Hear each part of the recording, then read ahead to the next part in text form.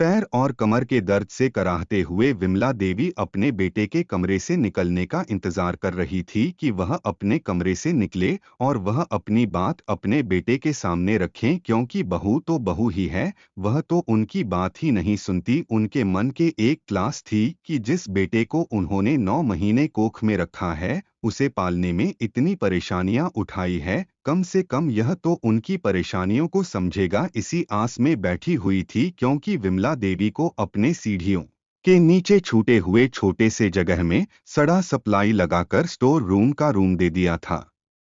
अपने लिए कोई बड़ा बल्ब था, एक छोटा सा टिमटिमाते हुआ बल्ब लगा दिया गया था, अपने आप ही बुझ जाया करता था। दीपक बाहर निकला। विमला देवी बोली, बेटा यह समय भी अंधेरा सा लगता है, यह बल्ब भी कभी जलता है और कभी नहीं जलता, कोई अच्छा सा बल्ब लगा दो बेटा, पूरी रात मच्छर सोने नहीं देता, कि अगर कोई पुरानी मच्छरदानी हो तो वही लगा दे। वह बोला, माँ सुबह हुई नहीं कि आपकी फरमाइश से और शिकायत शुरू हो जाती है। सुबह सुबह आपने टोक दिया, अब तो दिन ही अच्छा नहीं जाएगा क्या? जब बाबूजी दुकान पर जाते थे तभी आप यही सब करती थी, उनका भला सोचती थी और मेरा नुकसान है। आप बिमला देवी बोली, नहीं बेटा, मैं तो ऐसा सपनों में भी नहीं सोचती कि तुम्हारा कभी नुकसान हो जाए। उनका सबसे बड़ा नुकसान सह लिया है बेटा, अब कोई और नुकसान सहने की ताकत नहीं है मुझ में, और मैं अभी ना बोलूं तो कब बोलूं? तो शाम में तुम थके हारे आते हो, यह नहीं गलती हो गई बेटा, आगे से ध्यान रखूंगी। जब मैं काम पर जा रहा हूं तो कोई फायदा होगा, आपने तो पूरा दिन ही खराब कर दिया। काजल, वो काजल अपनी पत्नी को आवाज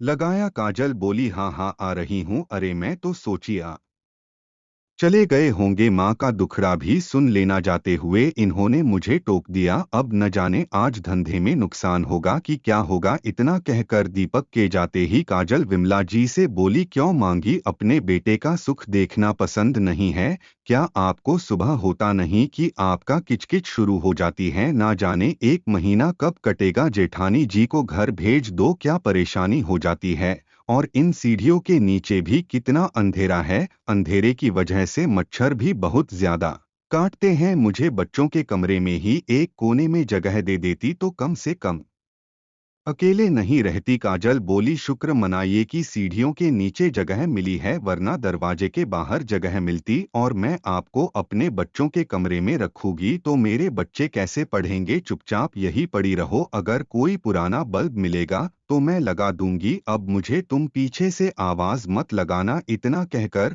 वह कमरे में चली गई। आधे घंटे बाद विमला खुशबू लेते हुए बोली, अच्छा खाना नहीं खाया है? आज भरपेट खाऊंगी। सोचकर सोचकर विमला जी मुस्कुरा रही थी, तभी काजल उनके लोटे में पानी और पुरानी टेढ़ी मेढ़ी एल्यूमिनियम की थाली में कुछ रोटी डाली और बोली, थाली धोकर रखना वरना मक्खी भिनभिनाती हैं। विमला जी आशा भरी नजरों से बहू को देखी और बोली, बहू आज भी रोटी और वही रोटी दाल? बच्चे तो यह रोज नहीं खाते होंगे, फिर क्यों हर रोज देती हो मुझे? काजल बोली, सबके लिए यही बना है। तभी अंदर से उसके बेटे की आवाज आई, माँ आज मेरे टिफिन में यही पनीर की सब्जी और रोटी ज्यादा डालना, बहुत ही स्वादिष्ट बनी है। काजल एक पल रुकी और बोली, किशोर बाबू घर में लक्ष्मी आई है। पड़ोस के लोग निराश मंद से बोले, अरे बेटा होता तो अच्छा होता, क्योंकि बेटे जितने होते हैं काम ही लगते हैं, आखिर बुढ़ापे के शहर बेटा ही तो बनते। बेटियों का क्या, या तो माँ बाप के लिए बोझ बन जाएगी या फिर पराए घर जाकर बार बार मांगने के लिए आएंगे। किशोर बाबू बोले, ऐसा ना कहो, ईश्वर ने हम सबको बनाया, बेटा हो या बेटी माँ बाप के लिए सब एक जैसे होते हैं,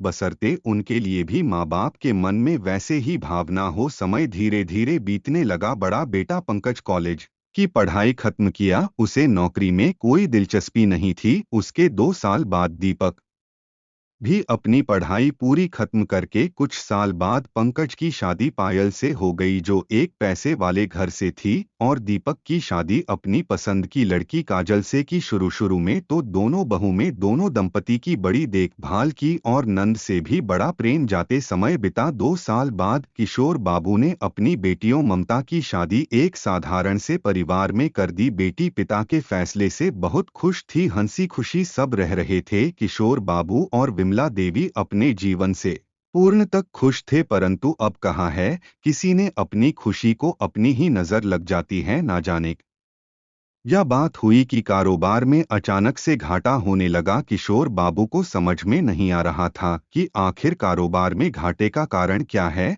और फिर गली हुई कहाँ, क्योंकि इतने सालों में तो कभी इतना घाटा नहीं हुआ। एक रोज घर आकर उन्होंने अपनी पत्नी से अपनी परेशानी साझा किया। विमला देवी बोली, एक बार जांच पड़ताल कीजिए, नहीं खाते को देखिए, सब पता चल जाएगा। इतने लोग आपके अंडर में काम करते हैं, हो सकता है किसी को लालच आ गया हो। उन्हें पत्नी का सुझाव पसंद आया। अगले ही दिन जाकर उन्होंने जांच पड़ताल की तो देख दूसरे दगाबाजी क्या करेंगे, यहाँ तो अपने ही बेटे अपने कारोबार में सेंध लगा रहे थे। दोनों भाइयों को लगा वह कारोबार के पैसा को अपने ऊपर खर्च भी कर लेंगे तो पिता को क्या पता चलेगा, क्योंकि पिता तो आंख बंद कर अपने बच्चों पर भरोसा करते हैं, अपने बेटे ही उनके साथ धोखा करेंगे। यह बात अंदर ही अंदर उनके खाए जा रहे थे और एक दिन अचानक हृदयघात की वजह से उनकी मृत्यु हो गई। विमला देवी को कुछ समझ में नहीं आया कि आखिर अचानक किशोर बाबू को हुआ क्या है, क्योंकि वह तो बहुत खुश मिजाज इंसान थे, पर उनकी तो दुनिया ही लुट गई। कई महीनों तक तो कमल देवी एक कमरे में बंद रहती थी। मन को इतना आघात पहुंचा था। दोनों भाइयों में कारोबार को लेकर खटपट शुरू हुआ। पिता के रहते जो आज तक दोनों भाई मुंह नहीं खोलते थे, आज मां के सामने एक दूसरे पर लांछन लगाने लगे। देखते ही देखते 2 साल बीत गए। फिर दोनों भाइयों ने बंटवारे को सोचा और अपनी मां के सामने अपने अपनी बात कही, लेकिन कमला देवी इस पक्ष में नहीं थी। ममता को जब इस बात का पता चला, उसने दोनों भाइयों से बहुत अनुरोध किया, पर किसी ने उसकी नहीं सुनी। देखते ही देखते कारोबार के 2 हिस्से हो गए। बहू ने रसोई के भी 2 हिस्से कर दिए। अब एक सवाल मकान का, तो मकान के बीचों बीच उन लोगों ने एक बड़ी सी दीवार खड़ी कर दी। एक भरा पूरा परिवार 2 हिस्सों में बट गया, पर किसी ने यह नहीं सोचा कि विमला देवी के दिल के कितने टुकड़े हुए। अब आया सवाल विमला देवी का, तो दोनों बेटों ने उन पर निर्णय छोड़ा कि वह किसके साथ रहना चाहती हैं। विमला देवी ने बड़े बेटे के साथ रहने की सहमति जताई। बड़ी बहू ने खुशी खुशी विमला देवी जी को स्वागत किया, क्योंकि विमला देवी उसे समय रसोई का सारा कार्यभार संभाल रही थी, तो उसे भी अपना फायदा दिखा। घर की परेशानी और जीवन साथी के जाने के दुख से वह कोई भी काम करने में असमर्थ होने लगी। समय बीतता गया, मां के चेहरे और शरीर पर बुढ़ापे ने अपना डेरा डाल लिया। धीरे धीरे वह और भी अपेक्षित होती गई। पहले तो सब हालचाल पूछते थे, पर अब तो कोई उन्हें देखने तक नहीं आता। यहाँ तक कि अनीता को अब वही सांस बोझ लगने लगी थी। दोनों बहू ने अब विमला जी को लेकर झगड़ा होने लगे कि हर चीज का तो बंटवारा हो गया, लेकिन विमला जी का बंटवारा कैसे होगा, क्योंकि कोई उन्हें अपने साथ रखने को तैयार नहीं था। एक दिन विमला जी किशोर बाबू के तस्वीर को लेकर देखकर कहते हैं, मुझे आप छोड़कर क्यों चले गए, ना जाने कितने घाव मिलने भी बाकी हैं। जिन बच्चों को 9 महीने को मैं पाल उनकी जरूरत को पूरा किया, आज वही मुझे अपने साथ रखना नहीं चाहते। बेचारी खून के आंसू रो रही थी। बड़ी मुश्किल से दोनों भाइयों ने यह तय किया कि मां के खाने की व्यवस्था 1 महीने अनीता के दूसरे महीने संभालेगी। अभी तक वह अनीता के पास रह रही थी, तो अब काजल के पास में पहुंचाया गया। बेचारी विमला देवी अपनी उपेक्षा को मन में समेटकर घर के उसे कोने में पड़ी रहती थी।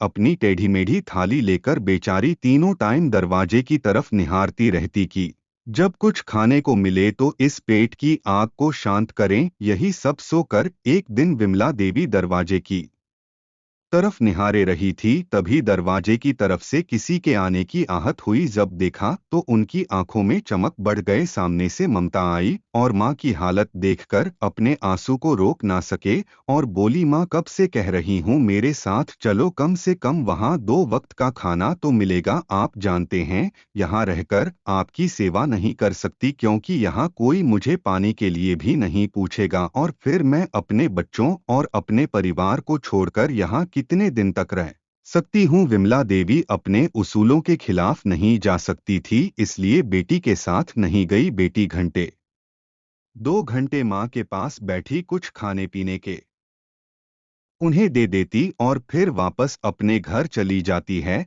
एक दिन घर के अंदर से खान की खुशबू अच्छी आ रही थी। कमला देवी उम्मीद लगाए बैठी थी, तभी उनकी थाली में छोटी बहू ने खिचड़ी डाली और बोली, मेरी कुछ सहेलियां आने वाली है, चुपचाप रहिएगा, दरवाजे तक मत आइएगा। इतना कहकर वह जाने लगी। विमला जी ने देखा थाली में रोटी तो है, लेकिन पानी तो बहू ने दिया ही नहीं। जब तक वह कुछ कहती, काजल ने धम्म से दरवाजा बंद कर लिया। थोड़ी देर बाद विमला देवी रसोई की खिड़की के पास जाकर बहू को धीरे से आवाज लगने लगी। जैसे ही काजल की नजर उसे पर पड़ी, वह गुस्से से बोली, जीना हराम कर रखा है, आप क्या चाहिए? उन्होंने लोटा दिखाई तो वह बोली, थोड़ी देर पानी पिए बिना नहीं रहेगी तो मर नहीं जाएंगे। फिर उसने खिड़की से ही एक मग से उसे लोटे में पानी डाला, मानो किसी अछूत को पानी दे रही हूँ। लोग कहते हैं जैसे अच्छा वक्त कटता है, बुरा वक्त भी कट जाता है, लेकिन विमला देवी के जीवन में बुरा वक्त बीत ही नहीं रहा था। समय बिता। एक दिन कमला देवी को भूख लग रही थी, पर डर के मारे दरवाजे पर दस्तक भी नहीं दे सकती थी। फिर अपनी लाठी लेकर किसी तरह कोठारी से निकलकर बाहर आई। बहुत सूरत सर पर चढ़ गया है, कुछ खाने को दे दो। तभी उन्होंने देखा कि बेटा कमरे से बाहर निकल रहा था। विमला देवी के चेहरे पर चमका गई और बोली, बेटा की दीपक, आज तुम मेरे लिए खाना लाए हो, पर यह क्या, तुम तो सामान के साथ कहीं जा रहे हो? बेटा बोला, हाँ माँ, बच्चों के स्कूल में छुट्टी लग गई है तो मैं भी दफ्तर से छुट्टी ले ली। अब तुम्हारी बहू को कहीं ले जा, नहीं पता पूरे दिन घर गृहस्थी में बेचारी लगी रहती। इतना है, हम कुछ दिनों के लिए बाहर जा रहे हैं। विमला देवी करुण स्वर में बोली, अगर तुम लोग चले जाओगे तो मुझे रोटी खाने के लिए कौन देगा? क्या अपनी माँ को करने के लिए? आज महीने की आखिरी तारीख है, कल से आपकी जिम्मेदारी भाभी की है। लीजिए 4 रोटी और दाल, जल्दी जल्दी खा लीजिए, कल की दाल है, कहीं खराब ना हो जाए। सुबह भाभी आपको ले जाएंगे, हमारे पीछे से घर का ध्यान रखिएगा। इतना कहकर सब निकल गए। बेचारी विमला देवी टुक टुक बस निहारती रही। उन्हें बहुत जोरों की भूख लगी थी तो उन्होंने सोचा पहले खाना खा लेती हूँ। जैसे ही उन्होंने दाल मुंह में डाली, दाल खट्टी हो चुकी थी, फिर भी बेचारी ने किसी तरह से खा लिया। फिर 2 रोटी बचाकर रखा था कि रात में कम से कम पानी में डुबोकर ही खा लेंगे, क्योंकि पेट की आज तो स्थिति समझता ही नहीं है। अगले दिन वह बहुत देर तक पायल का इंतजार करती रही। बकी घर के बीचों बीच बस दीवार ही थी तो थी। एक बार वह सोचे कि खुद ही चली जाए, पर उन्हें लगा कि कहीं उनका एकाएक जाना बहू को नाराज ना कर दे। बैठे बैठे बेचारी की आंखें लग गई। तभी किसी के हाथ के स्पर्श ने उन्हें जगाया। माँ चलो, मैं तुम्हें लेने आया हूँ। विमला देवी ने देखा कि पंकज आया है। वह बोली, बेटा कब से राह देख रही थी, बहुत जोरों की भूख लगी है, चल मुझे ले चल। उन्होंने एक छोटा सा बच्चा और पति की तस्वीर उठाई और बेटे के साथ चल पड़ी। बेटे में इतनी भी इंसानियत नहीं थी कि माँ का हाथ थाम लेता। बेचारी एक हाथ में उसे छोटे से बक्से को और दूसरे हाथ में अपनी लाठी लाठी देखते हुए चलती बनी। जब वहां पहुंची तो देखा कि जिस कमरे में वह आज तक रहती थी वहां ना ले जाकर बेटा उन्हें पीछे के बरामदे पर ले गया, एक छोटी सी खट पर बैठाया और बोला, माँ इस बक्से में क्या रखी हो? जब भी आती हो लेकर आती हो और जब भी जाती हो लेकर जाती हो। विमला देवी ने तो पहले इधर उधर देखा, फिर सोचा चलो यहाँ खाने को तो मिल ही जाएगा। बेटे ने फिर से वही सवाल किया। विमला देवी उसे बक्से मैं आपके बच्चों को लेकर मायके चली जाऊंगी, फिर माँ बेटे दोनों भूखे रहना। पंकज बोल, माँ क्या चाहती हो मैं भूखा रहूं? माँ वह कैसे बेटे को भूखा देखेगी? वह खुद मीना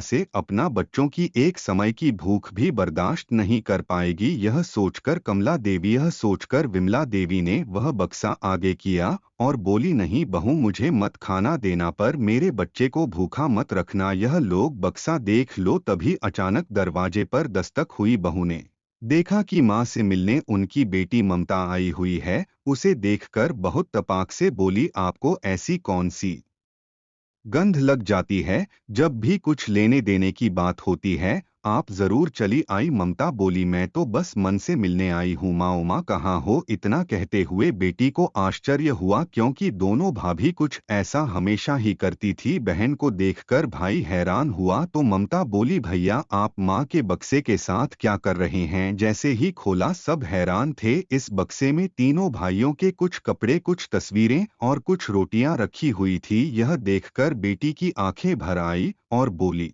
माँ की यह किसके कपड़े और यह रोटियां सब रखी हैं? मैं आज भी इसी कपड़ों को हारे बचपन की जो लिया करती हूँ और उसे अनुपम आनंद में खो जाती हूँ, जिसमें ना कोई कपड़े थे, ना कोई लालच, ना ही कोई धोखा। मुझे तो मेरे वही बच्चे आज भी चाहिए। लेकिन इतना कहकर विमला देवी की आंखों से झरझर आंसुओं की झड़ी लग गई। और वह रोटी में इसलिए रखी थी कि अगर आज पंकज मुझे लेने नहीं आता तो इसे खाकर ही मैं अपना पेट भर लेती। माँ बोल रही थी और बेटे बहू खड़े खड़े जमीन में मानो गड़ रहे थे। ममता बोली, माँ अब मैं आपको यहाँ नहीं रहने दूंगी, चलिए मेरे साथ, मैं आपके लिए अपने परिवार और बच्चे सब त्याग दूंगी, पर आपको मैं दुख सहन नहीं करने दूंगी। वसूलों पर चलकर अपने आखिर क्या पा लिया, चलिए मेरे साथ। बड़ा बेटा धर्म सीमा के पैरों में गिर पड़ा और बोला, माँ मुझे माफ कर दीजिए। माँ के पैरों के नीचे जन्नत होती है,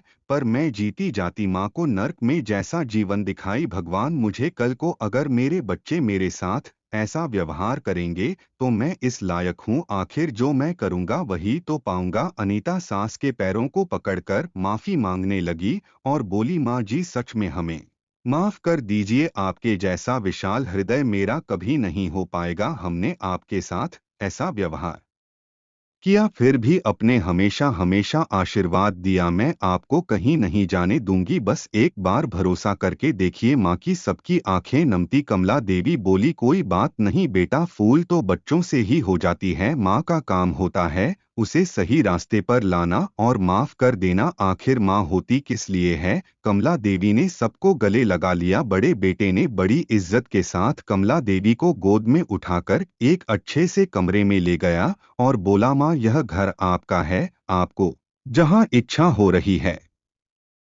वहीं आप रहिए। माँ से बढ़कर इस दुनिया में दोस्तों कुछ भी नहीं है। धन्यवाद दोस्तों, video like share and subscribe करें।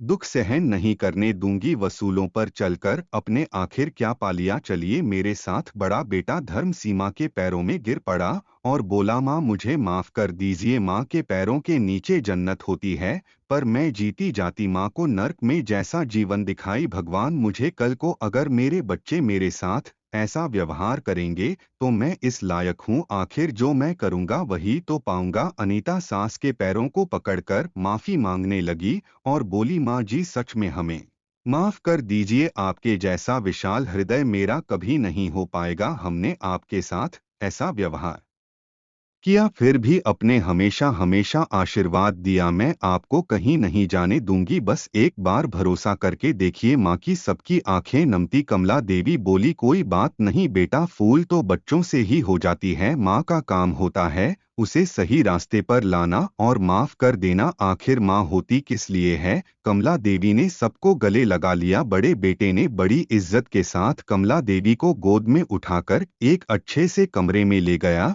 और बोला, माँ यह घर आपका है, आपको जहाँ इच्छा हो रही है वहीं आप रहिए। माँ से बढ़कर इस दुनिया में दोस्तों कुछ भी नहीं है। धन्यवाद दोस्तों, video like share and subscribe करें।